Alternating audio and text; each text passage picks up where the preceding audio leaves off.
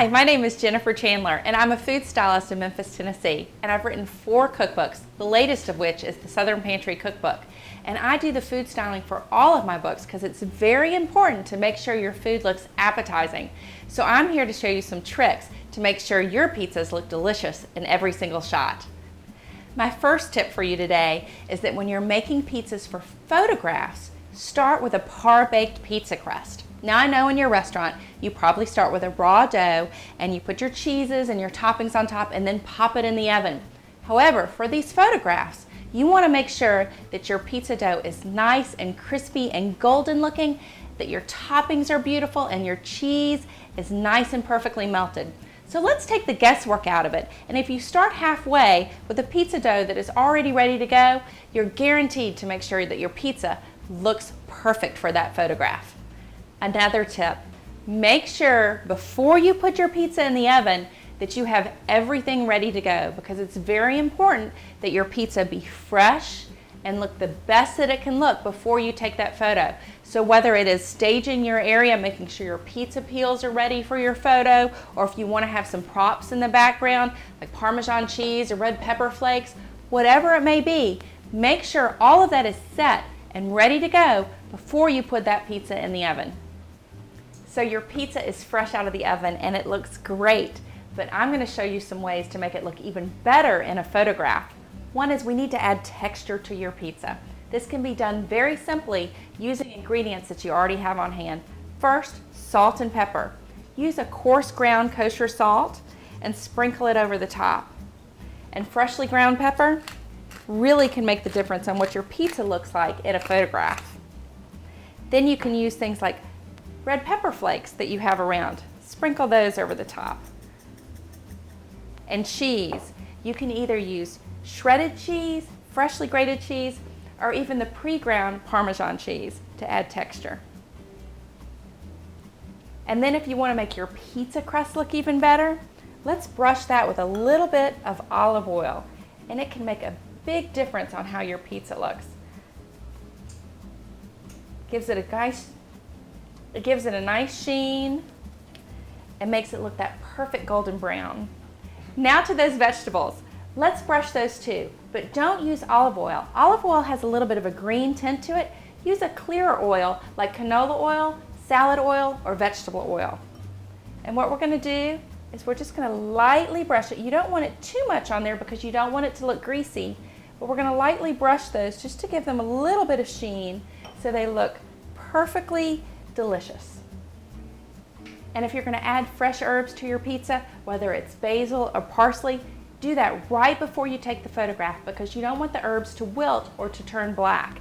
And one of my tips for this is to use scissors. So if you're chopping up your herbs, you have a risk of bruising them. If you use scissors, you can put them evenly over the top just where you want to, and a sharp pair of scissors will make it so that you don't bruise those herbs.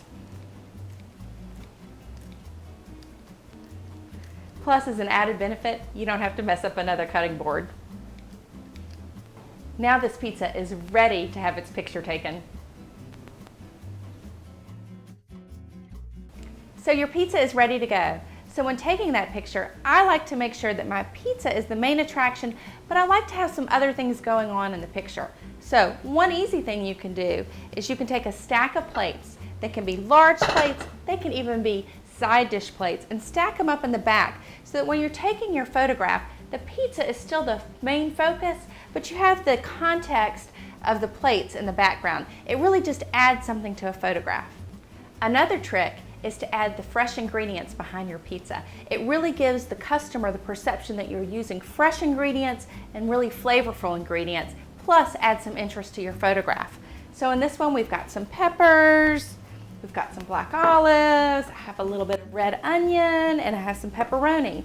And so when I take this photograph, I'm going to focus on the pizza, but these are going to be in the background, and it'll let our customer know what's inside of that pizza, that it's fresh, that it's wonderful, and they're really going to enjoy it.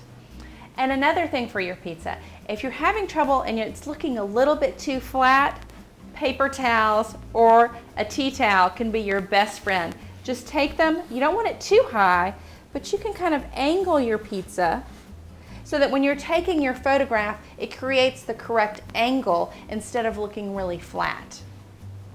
So here's a tip when you're taking your photographs, whether you're using a traditional camera or you're using your iPhone.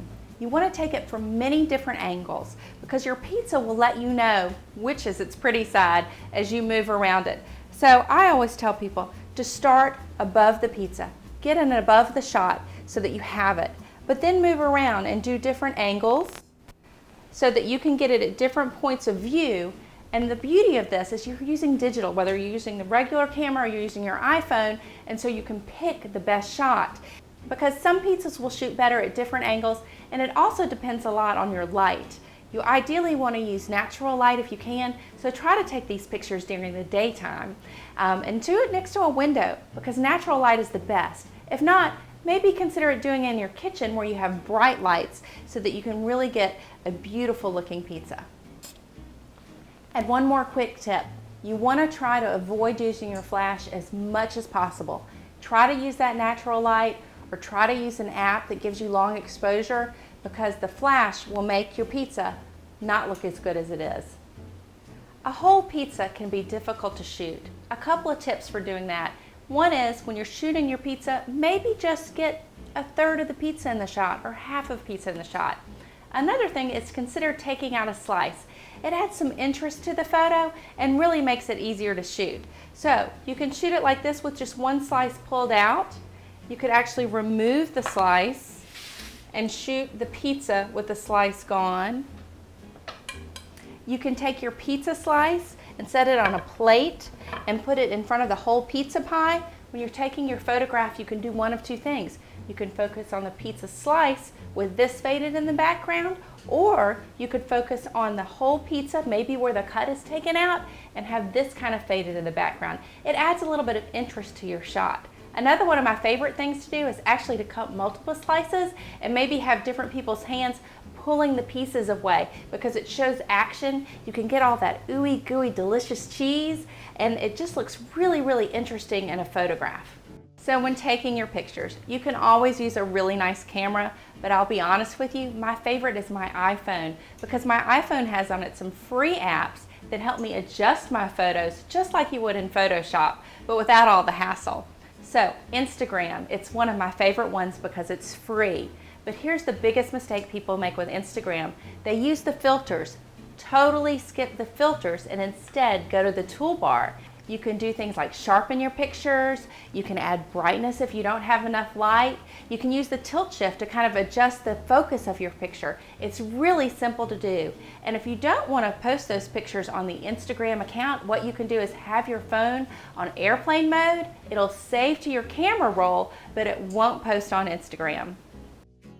I hope these tips help you make your pizzas picture perfect so that your customers can see on your social media sites how good your product really is. My name is Jennifer Chandler. For more tips like these, please visit my website, cookwithjennifer.com.